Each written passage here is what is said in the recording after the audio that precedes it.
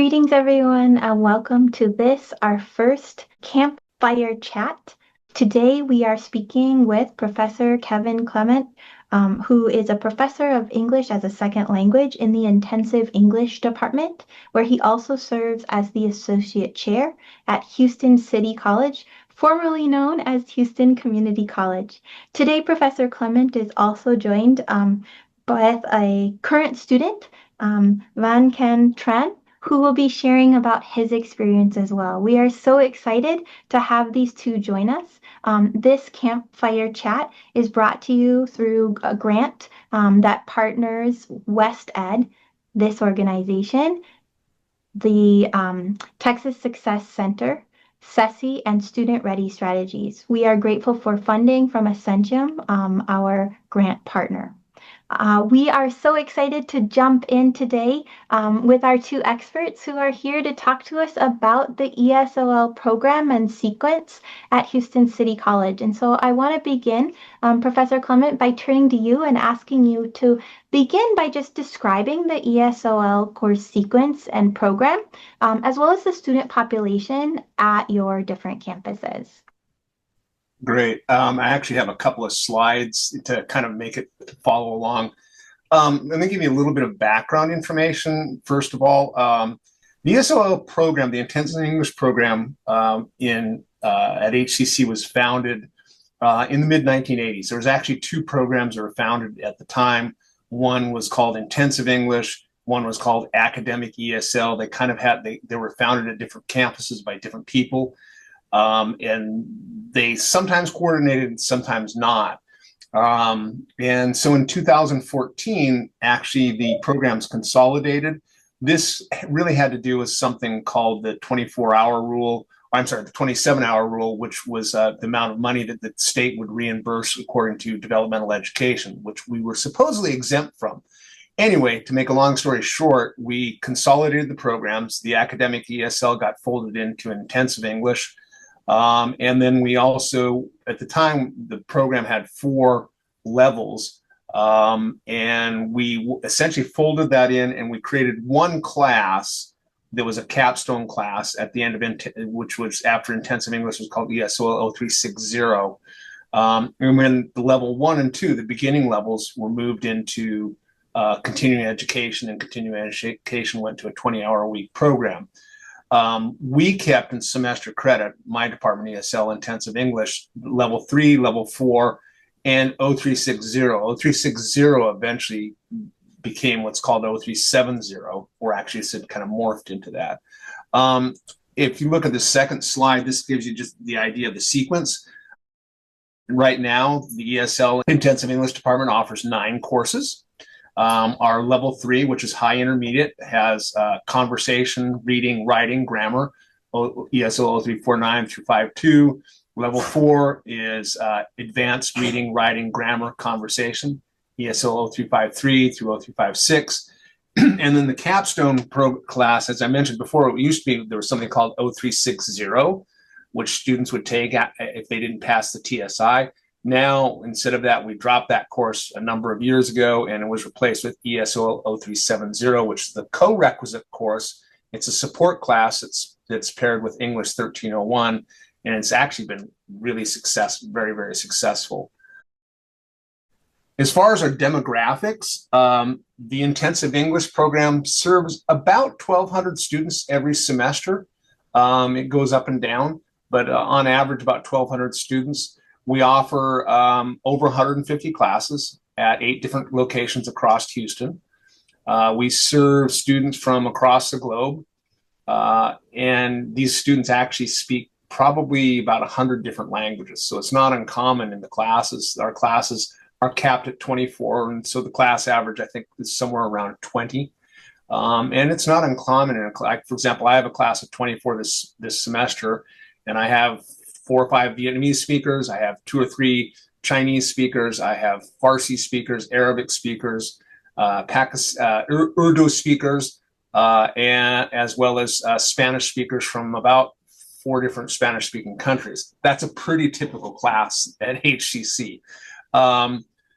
The interesting thing that we got to keep in mind about these classes too, all of our students in the ESL classes are high school graduates. Many are college graduates and many have advanced degrees. We actually have quite a few doctors, lawyers, professional people in our classes.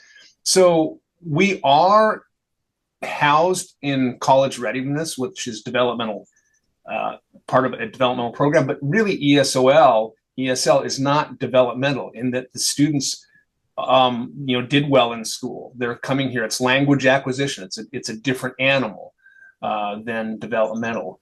Our mix right now of students is F1 students, citizens, permanent residents. I don't know the exact percentage. It used to be a little bit over 50%, about 51% were F1. I believe the last time I checked, it's a little bit under 50%, a little bit more than 50% are non-F1 students. So we serve, these students, and most of the students are academically oriented in that they want to go on to take college level classes or university, or in some cases, they're just working on their English so they can go into graduate programs. So anyway, that's kind of the history and background of the program, the demographics in a few minutes. Yeah, thank you so much. I think that one of the reasons I was so excited for us to begin the Campfire Chat series with HCC is because you have such a diverse body of students and you have such a large group of students. And so there was a lot of expertise that had to go into creating a model, right? And now really it's a four sequence course, I believe, to support these students who are coming in with a lot of diverse previous experiences. We'll hear from Ken in a little bit here about his, but also a lot of those kind of different types of academic preparation and language preparation. And so one of the things I'm wondering about, Kevin, if you could tell us a little bit about the work that went into designing that current course sequence. These, I wasn't here when the program was instituted in the mid 1980s, but it's, like I said, it's very similar from around the United States. Some programs are 4 levels, some programs are 9 levels. But when you start taking a look at that, like for example, some of the proprietary programs are 9 levels, but they're only 4 weeks per level or 5 weeks per level. When you start looking at it, it's actually the hours that are put in. And this is really a lot of this has been based on research. Some of it's research that's been done in the United States, some of it's research that's been done in Europe, where, for example, you have the CEFR standards, where when you learn a language, it's expected that you should, from beginning to becoming college ready or competent in a language to be able to take college classes, you should have somewhere between 1,000 and 1,200 hours of instruction. Our class is actually, if a student begins in level 1, they begin as a true beginner, and they go through the continuing education program, all the classes, which is where our level 1, level 2, level 3, level 4, if they go through all of those, they're going to have about 1,200 hours worth of instruction. Now, the reality is a lot of the students that come in have education in their own country. They may have studied English in their own country. And so the students that we get, we serve the upper level students, level 3, 4, and then of course 0370. And students are tested. We use the Accuplace or ESL, and along with we've actually normed that test. We did a lot of work on determining the levels in the test, and we've kind of adjusted a little bit over the years. And so students are placed based on that, or if they pass up through the classes, they go into the next level. And so student may come in and actually have had quite a bit of English back in their home country, and they place in level 3, or they place into level 4. They don't need as much instruction. But the students who come in at the beginning typically do. Now, that being said, students, acceleration is a hard thing to do. The reality is, because you just simply have to put in the hours. And there's some programs that do that, where, I've worked at proprietary schools, and our classes are 20 hours a week. I've worked at proprietary schools where they're 25 hours a week, or they're 30 hours a week. And so, yeah, they can do it in a shorter period of time, but they go to they take classes for a longer period of time. Also, I mean, there is issues where sometimes students we have that come in who are quite well educated and maybe already speak 2 or 3 different languages. They've already studied, in addition to their own native language, they may have studied a couple of other languages. And that's something that can shave off a little bit of time there. You know, if you have had some experience with language learning, you may actually be able to go through it a little bit quicker, but that's kind of case by case scenario with that. I mean, we do have students who skip ahead, and we have the ability for them to do that, to retest and things like that. But again, our program is based on the development was based on current literature. Development of the co-requisite model, was based on, using things from current literature that's related to language acquisition and linguistics. Our instructors all have some background in teaching English as a second language, whether they have a certificate in teaching English as a second language, or they have a degree in linguistics, or masters of teaching English as a second language, something like that. They have some kind of background where they've studied the pedagogy in there, which I think is that's a very important thing. And we are continually looking at the program and trying to fine tune pieces in the program.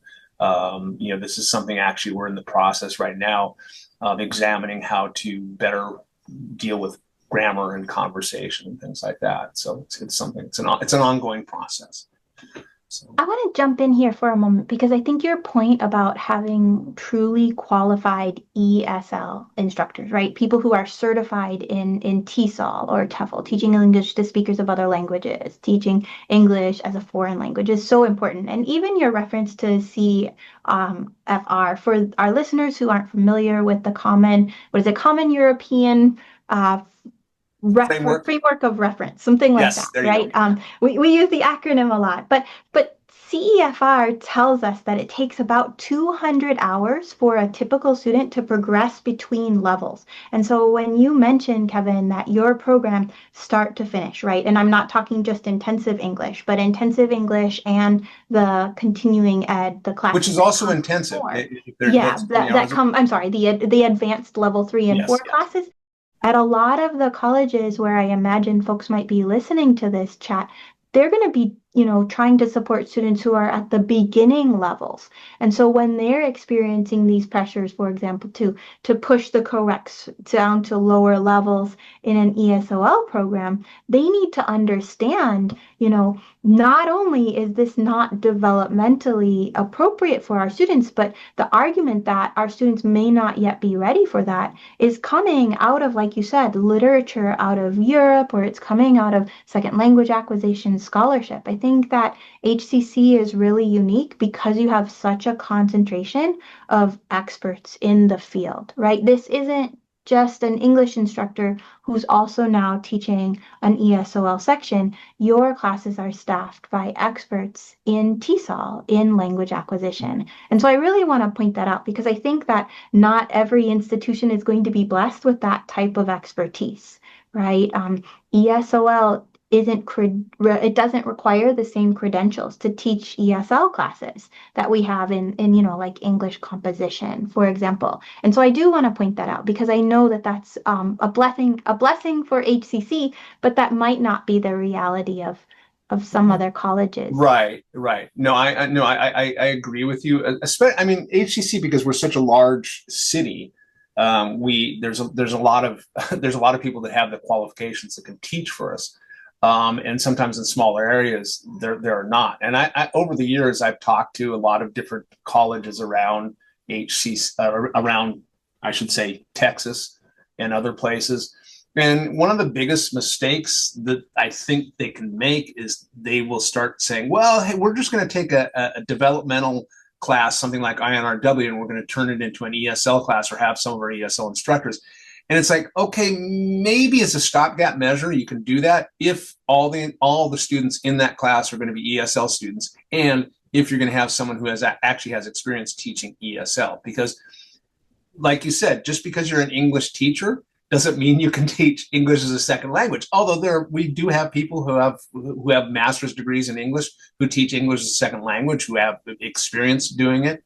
But I've also, by the same token, I've seen English instructors who will say, "I don't understand what the student's writing," and they show it to me, and it's like immediately it's like, "Oh yeah, I understand what the problems are," because they're used to looking at native speakers, which have completely different problems. Students who might have gone through a developmental sequence. So they may have gone to a U.S. high school and didn't really learn how to write. I mean, people like myself. I mean, I had to take it wasn't developmental at the time, but before I took English 101, I had to take English 100 because I was a terrible writer, you know. And so I learned how to write my first or at least college writing during my first semester of college. And so people that don't have that experience, they may look at a non-native speakers writing and they literally don't understand it because they don't realize, oh, they're making mistakes, they're using their native grammar or they're doing something like that when they're writing. Whereas an ESL instructor will notice that right off, and 9 times out of 10 it's like, well, this is actually right, this is not bad writing, this student just simply needs a little bit of instruction on these type of things so they can fix those problems. And a person without that experience wouldn't know. They don't know. I mean, I've seen it time and time again on there. So. Well, I think this is the perfect moment to kind of switch gears a little bit. We've been talking kind of policy level, institution level, and now kind of bringing it down to individual instructors and their preparation for supporting multilingual students. And so kind of really want to turn for a moment and ask you about your experience in the HCC ESL courses. Like, what class did you begin at? Yeah, I would like to introduce myself. My name is Van Khánh Trần, and I'm from Vietnam. I study ESL in level 4 at ACC in fall 2024. And then in spring 2025, I study Associate of Arts with ESOL 0370. And I know that ESOL 0370 is a support class for Composition 1, 1301. So this means its content is closely aligned with that course. Every week we had assignments related to grammar, sentence structure, and reading. And especially we could ask our professor any questions about the content or assignments in Composition 1. And she cared for each student individually. I want to come back to where you started for a moment. I know that your co-rec classes were closely aligned because it was the same professor. Yeah. So you would go from the composition class straight into the support class where it would be a few of the students who were in the composition class who were all in the ESOL class, and the same professor would do different assignments to help you prepare for the assignments that were in the composition 1 class. But she was not your professor in the level 4 class. In fact, I think that Professor Clement might have been one of your professors for level 4. How well do you think did the level 4 classes prepare you for that transition to the co-rec class and to your Associate of Arts degree program? I am an international student, and I think ESOL in level 4, I would like to improve my listening and speaking. So I think I didn't have a big trouble, a big challenge with reading and writing. But when I took TSI test, it's so very hard, very difficult in reading. Every vocabulary is so strange. It's so difficult. So I took 3 times reading and I didn't pass reading. Only I get the maximum in writing and mathematics, but I don't pass reading. So I think that is the big problem with uh, international students. When I talk to my classmates in ESOL in level 4, we have the same opinion. Reading test is not realistic. It's not realistic because it's so hard and it's not necessary for reading in college. But we are international students. We have a big problem with listening and speaking. So Dr. Emily attends my courses in Association of Arts.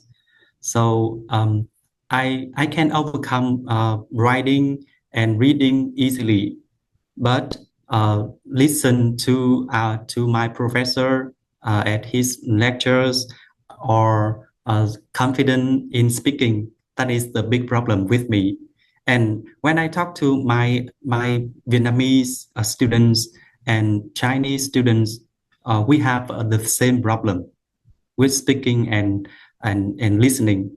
And this summer, I took a Duolingo test, so I have a higher score in writing and reading, but speaking and listening is lower.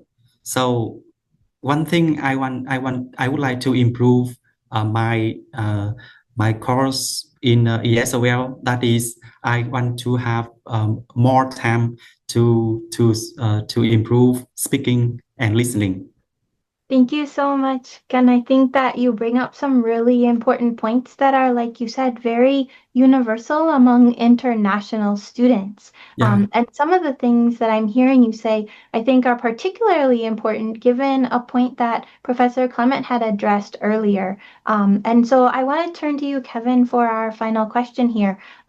There's a lot of talk right now informally, but informal talks often lead, it seems, to unfunded mandates. But there's a lot of talk about kind of moving the COREC into an earlier level in the ESOL sequence. Yeah. And so I'm remembering that a while ago, HCC kind of led the way in transitioning from the 7 to the 6 course sequence to now kind of the 4 course sequence. And so I'm wondering kind of just what final thoughts you might have about how the innovative work that you're doing continues in kind of response to federal and state level interest in co-requisites that seem to want to further condense ESOL sequences.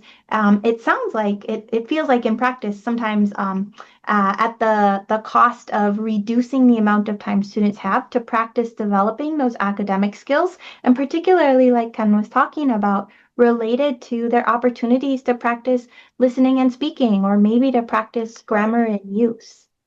Yeah, and I'm actually glad Con mentioned that about conversation and things like, because that's like a course where a lot of people try to avoid taking. Oh, I don't need to do that, and it's like, well, you know what? Not only he mentioned Asian students, Chinese, Vietnamese students. Yeah, of course, absolutely. Listening, pronunciation. Those are huge issues that they need to work on. But even Spanish speaking students, even students who are speaking, who come from a Germanic language background, they still need to work on their listening and their speaking and the academic thing. So I think one thing to keep in mind, especially anybody that wants to start a new program, is don't make the mistake of seeing ESL as developmental English. It's not. It's language acquisition. It's a completely different animal. So I think that's an important thing. Is they need to align. Any type of program has to be aligned with second language acquisition research. That can't be thrown out. And in the end, it's like, our 3-credit hour co-rec program, the ESL 0370, has worked fantastically well. Okay. Why has it worked well? I think you looked at the statistics, but on average, our students who do not take 0370 and ESL students who just take English 1301, 65% of them typically pass English 1301. But the students who take ESOL 0370 match with English 1301 between 88% and 92% pass that class. And not only that, when they go on to take 1302, it's also above 90% that they pass typically. So it is helping those students. But why is that? One, some of the students place into that, which means they already had a good level of English before, right? Through testing, take the Accuplace or ESL, they test high enough, they go into that. But the other students don't test into that. They have to go through some level of, like, for example, Khan, he had to start in level 4, okay? Some students start in level 3, some 1, some 2, so on. And it's that background of language instruction that makes them so successful in the co-rec. But again, just like Khan was saying, listening comprehension, right? Being able to sit in a class for 50 minutes or an hour and a half, listening to a native speaker, or maybe not even a native speaker, right? Lecturing on something, and it's hard to follow. Even if you take the TOEFL and you place into college level classes, students have a hard time doing that. I've seen this time and time again over the years. And so I think it is necessary to have this solid background before going into the co-rec.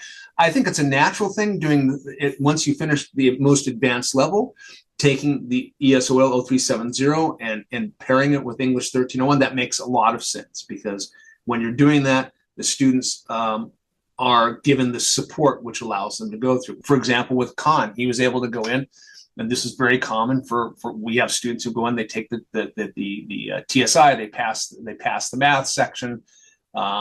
They frequently, coming out of level 4, they pass the writing section, but they don't pass the reading section. Reading section's tough, right? This has been a problem, and it doesn't matter. We've beefed up reading a lot. We give them a lot more academic oriented reading, but the reality is most of them don't pass reading. But now, because we have the 0370, that's that alternative that allows them to move into those classes. Well, I want to say thank you both so much for your time today. I think if anything that we can take away from just this really brief campfire chat is the level of intentionality and expertise that's needed at the instructor and institutional level in order to make these programs work, and to keep them innovative. Because I do hear what you're saying, Kevin. Like, students won't have the language proficiency that they need to be set up to be successful. But I also suspect that whatever mandates come to pass, or whatever further co-recking or shrinking of course sequences, will have instructors like you who are incredibly dedicated, who will make sure that they adapt their instruction and the curriculum to best serve the students.